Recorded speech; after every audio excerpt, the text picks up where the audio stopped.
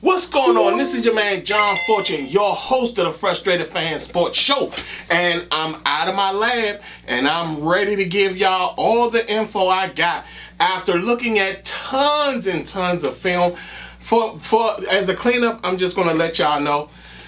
For y'all who are new to the channel, I do a true extensive review of these guys. I watch full games. I don't watch highlights.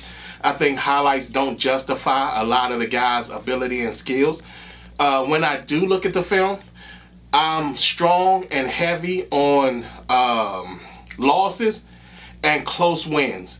Because I think that sometimes what happens is that in losses and in close wins, you really get to identify how good players really are, and if they're either the cause of the loss or they did things in spite of the loss. So with that, I'm gonna go down this list of a few guys that I like and a few guys that some of y'all may not know about. So right now I got 1, 2, 3, 4, 5, 6, 7, 8, 9, and 10. I have 10 guys that I'm going to go down the list of, and I want y'all to, give me your assessment of these guys as well. And if you guys have people that you want my honest opinion about, just leave it in the comments below.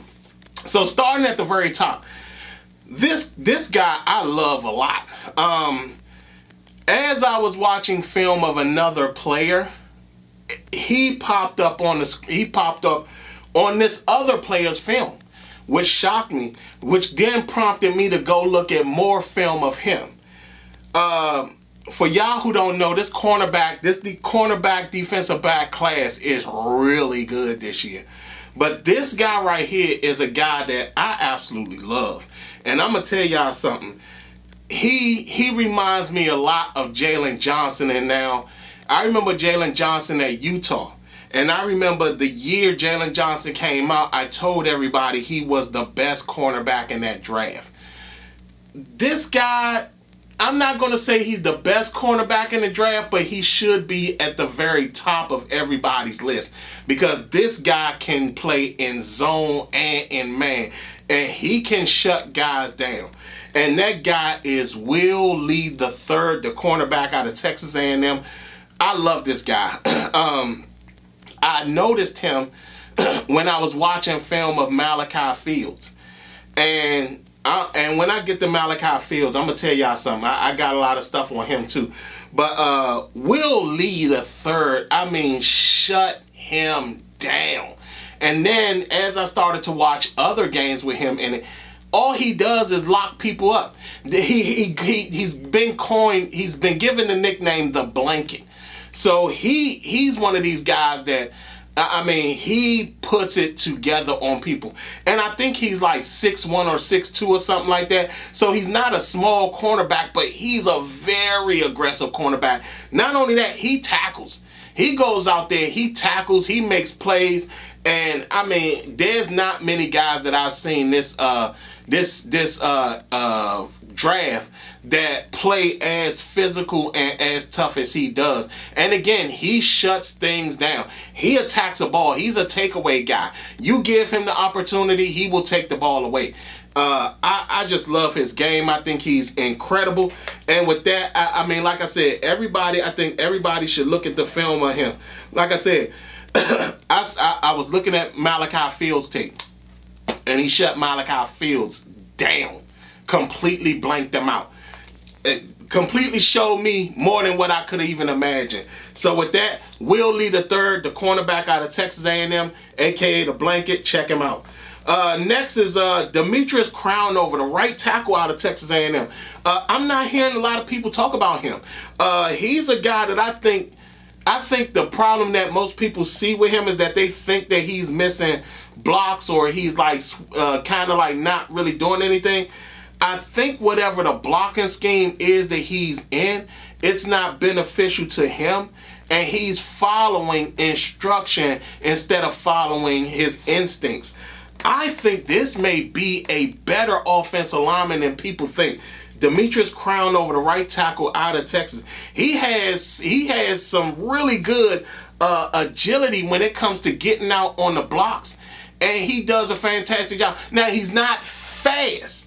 Like, we've seen guys that they'll jump in, they'll get into their blocks really quickly, and they have a big kick step that gets them to the blocks and to blocking very quickly. He doesn't have that, but you can kind of tell he does have something there, and that I think it's whatever the scheme is holding him back, because it looks like he's following instruction and not dealing with his instincts. So Demetrius Crown over the right tackle out of Texas A&M, that's a guy people need to pay attention to. This next guy is another cornerback that I found looking at Malachi Fields' tape. Like, it's crazy at how looking at one player's tape, you find other guys doing things that you're like, oh my God, what's happening right now? This next guy, I really like him. He also does a good job on special teams. But this guy is DeCarlos Nicholson, the cornerback out of USC. Watching Malachi Fields' film, seeing Notre Dame go up against USC, this guy shut Malachi Fields down. Like, it's so crazy how Malachi Fields could be in a situation where he's going up against two of the best corners at Notre Dame when you think about Leonard Floyd and Christian Gray.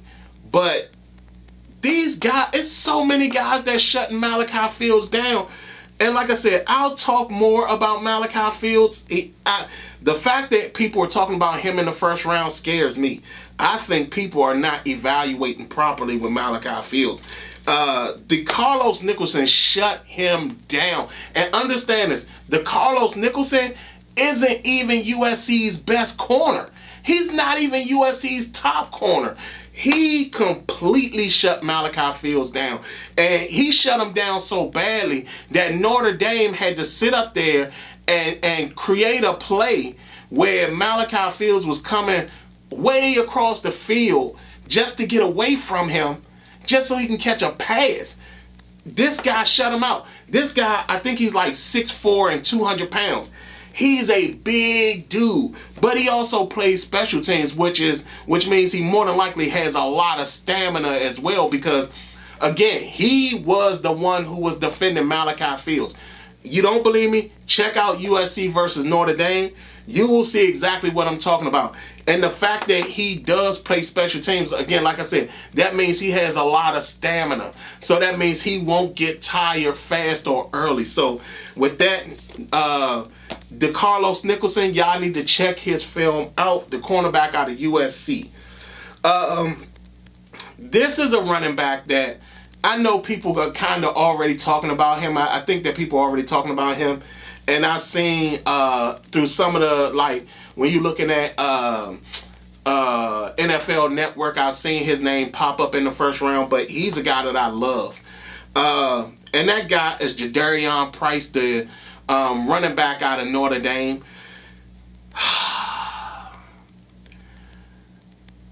To me, this is to me. Jeremiah Love is very explosive. That's without a shadow of a doubt. He's a very good back. Very, very, very, very good back. But he's also one of those guys that, to me, can disappear in games. And there were a lot of games where Jeremiah Love really did disappear. Jadarian Price is far more consistent than Jeremiah Love. He gets it done. And it's probably, to me, one of the more complete backs in this draft when you talk about pass protection, catching the ball out of the backfield, and being a workhorse back. This guy is... The fact that everybody is talking about Jeremiah Love, especially when you think about it's technically 1 year production, and that's due to the fact that Leonard Riley was his quarterback the year before, and Leonard Riley did all the running. But Jadarian Price, I mean, even when you think about what was going on with him, he's just the complete back. And I mean, the fact that people are not drooling over this guy is crazy to me. Every game that I've seen him in, and again, this is watching Jeremiah Love and Malachi Fields film, Jadarian Price just shows up on the film constantly. There was a point where they weren't scoring a touchdown. Jadarian Price was the one who scored the touchdown. And they came back and scored another touchdown. There was one game where I think he had 3 touchdowns in the game. And I think Jeremiah Love may have had 1 or 2 scores, maybe 1 score. But it's the thing where for him, you don't necessarily have to create offense for him. You could probably run your own offense and find a way for him to sit up there and beat the offense. So with that, I like Jadarian Price. And the fact that people aren't drooling over him even more is amazing to me. So I think that people need to talk about him way more than what they are. But I strongly suggest when people are watching that Notre Dame film, check him out, because once you really pay attention to him, you're going to realize that he's probably way more consistent than Jeremiah Love when it comes to that. Don't get me wrong, again, Jeremiah Love is explosive. He's very explosive. But there's a lot of games where he disappeared, and Jadarian Price was the guy who got it done. So, like I said, and it was consistently through all the games. There was never a game where you didn't see Jadarian Price do something. Next is the guy that I like him a lot. I like the fact that the position he's playing, for him to get the amount of pressure that he does, is incredible. And before my Commanders signed Tim Settle, I was really hoping that they would know about this guy and pay attention to this guy, but I love him. And that guy is Dominic Orange, the big centrist out of Iowa State, the nose tackle out of Iowa State. All you see him do is get pressure. I mean, for him to be getting that level of pressure from the nose tackle position is crazy. And I mean, he uses, I think he's like 6'6" and 3 something. He uses every bit of his size and weight to get pressure. And I mean, man, it is insane at how much pressure he gets. He does a fantastic job with ripping up the field, getting up the field. And if he's facing a guy that he feels is way less and doesn't have the ability to really block him, he destroys them. Like, absolutely destroys them. And I mean, this guy does such a fantastic job when it comes to getting up the field and making plays. And in the run game, he's fantastic in the run game. If you watch the Iowa State games, there were so many games where he came in and he just completely shut the running game down. In fact, if you look at it's an Arizona State versus Iowa State game. He completely collapsed that pocket over and over and over again. And the only way that Arizona State was able to get any type of run game going, they had to do it with their quarterback. So, like I said, Dominic Orange, love him, fantastic nose tackle. The quarterbacks in this draft I'm not really high on. But they all have potential. But there are some that I think that they're a little bit further ahead than some of the others, and their potential might be better suited if they were. But the guy that I like is Taylor Green, the quarterback out of Arkansas. I think that he does possess a lot of tools that will make him special. His height is crazy. He's 6'6".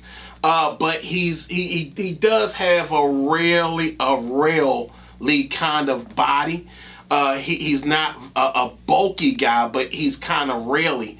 So, and we talked about that with guys like Jaden Daniels and, guys like that. So, but he does throw the ball well. Now, he didn't have a lot of weapons on his team at receiver, and I think the only guy he really had was the tight end Platt. But this guy, he's a pretty good quarterback when you think about it. He does have these little tools that make him special. He can throw the ball deep. He does seem kind of accurate when he throws deep. But like I said, there's a lot of guys on this team that I don't think that they were really prepared for his passes, or they didn't really know the plays. It just seemed a little off. So for me, I really do like Taylor Green. I think that if he goes to the right situation, he will be a guy that could develop overnight. Like, I think that that's the crazy thing about him. I think he's a guy that could actually develop overnight. Not only that, he actually gets a lot of his advice from a current quarterback in the NFL.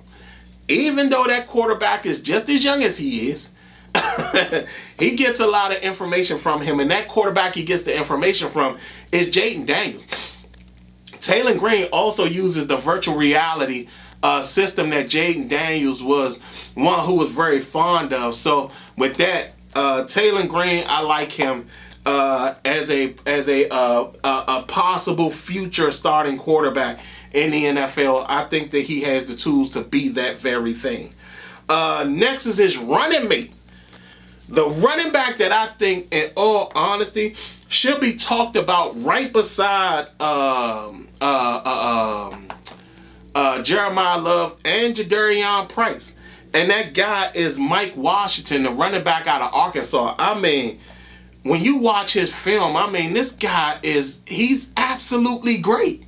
And again, you're talking about him and Taylor Green had to deal with a lot of not having anyone else as really offensive threats. But man, does he run the ball very well. I mean, he breaks tackles. He gets through the line of scrimmage. He falls forward when he runs.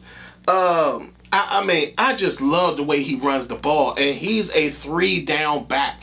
Like, he doesn't have to come out of the game when it comes to a passing play, a running play, any type of plays. He can actually stay in the game on all 3 downs. And if you want to throw it in there, he could probably be in the game on a 4th down situation as well. I mean, he's that good, and I love his running style. His running style is absolutely fantastic. And I mean, there's not a lot of running backs that when you watch their film and you look at them and you're like, oh my God, he's really great. And again, this is another one of those well-rounded backs. And I don't know why he's not looked at even more, because I know a lot of people was talking about this running back class isn't that great. No, this is one of the better running back classes. And I got 2 more guys that I'm gonna talk about coming up. But Mike Washington, I love Mike Washington, running back out of Arkansas. Next guy on my list. I'm gonna preface this by saying this. Anybody who faces the Giants this year, anybody who knows the Giants, anybody who knows Jackson Dart, you want to do everything you can to keep this guy away from the Giants. And that guy is Daquan Wright, the tight end out of Ole Miss. For y'all who didn't watch the film of Jackson Dart and all that at Ole Miss last year with Trey Harris and all that, Daquan Wright was Jackson Dart's like blankie. And I mean, when I say blankie, I mean blankie.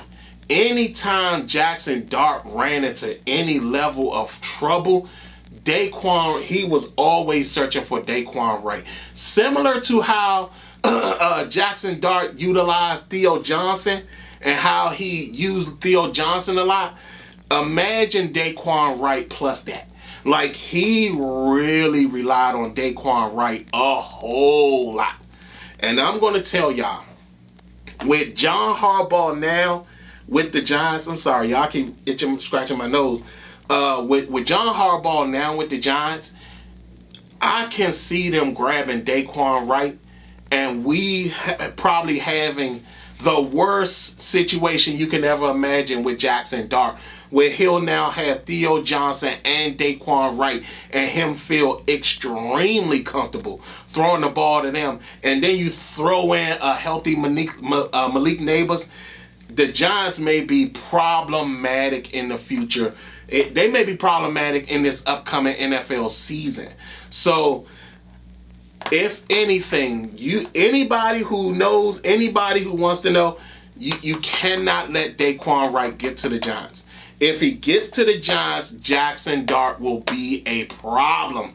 And like I said, this guy, he catches in traffic, does not care what's around him, doesn't care what's going on, will block on the run game, is very devastating. Like I said, when I say he doesn't go down, he does not like to go down. He will catch the ball, he will jump and catch the ball in the air, he will outstretch for the ball. He does it all. And this guy right here, like I said, if he goes to the Giants, Jackson Dart will be a problem. Will be a massive problem. So I like Daquan Wright. I'm just telling y'all, keep him away from the Giants, because if he goes to the Giants, we're going to have a problem with the Giants next year. I'm down to my last two guys, and both are running backs. My first guy that I got up is Roman Hemby. Roman Hemby, to me, is the better of the two backs. I know that people are talking about Kalen Black, but when you talk about a guy who's a three-down back, Roman Hemby is that guy. He's a better back than Kalen Black. Don't get me wrong, Kalen Black is a very good back, but he's not as good as Roman Hemby. I think that Roman Hemby is a guy that, again, could go under the radar, could get missed, but whoever picks him up, they're going to be happy that they got him, because I think that there's more to him than what people even can imagine. And I'm not certain if a lot of teams understand what they get with this guy. He can catch out the backfield. He runs the ball very well. He does a fantastic job with looking for holes. And he's also very patient before he goes down the field. He's also very explosive as well. He can take a pitch and go 50 yards. So this is a guy that I think that a lot of teams could end up missing, and people need to be on the radar for him. Watch his film. Watch him. I know people look at Kalen Black, but Kalen Black is not Roman Hemby, and I'm telling y'all, Roman Hemby is the better running back out of Indiana. Last but not least is another running back, and he's a guy that, if he was in a better offense, I think we would be talking about his speed and his ability right alongside Jeremiah Love. And that guy is Damon Claiborne, running back out of Wake Forest. When you talk about speed, this guy has speed. And he can get through a hole quickly. Not only that, he has no issue running guys over. He has no issue getting through the hole and breaking out of tackles. He does a fantastic job. Again, he was at Wake, so he struggled a lot when it came to that offense and that offensive scheme and things like that, because he really didn't have a lot of blocking that was there. But for him to not have the blocking that most people that he should have had, if he was at another school, we would be talking about him right beside Jeremiah Love. When you talk about speed, elusiveness, athleticism, and all that, you will be talking about him right beside him. And I'm going to tell y'all, when y'all watch his film, y'all going to be like, oh man, imagine if he had this. Imagine if this guy made this block. Imagine if this guy had did this. There's a lot of times when you watch his film, you be like, all he needed was one more block. All he needed was for somebody to kick this block out. All he needed was for this guy to do this. And he would have took it to the house. This guy is a legit back, and he's not being paid attention to in this draft. And like I said, y'all, this is one of those guys that I think will be a fantastic running back in the league. So those are my guys that I got that I feel are some of the best and some of the ones that's not really being paid attention to. Y'all should check these guys out. Y'all let me know in the comments below if there is a guy you want my evaluation on. Put it in the put them in the comments, and my next video I'll make sure to let you know my evaluation of your player. Other than that, this has been your man John Fortune, and it's been the Frustrated Fan Sports Show.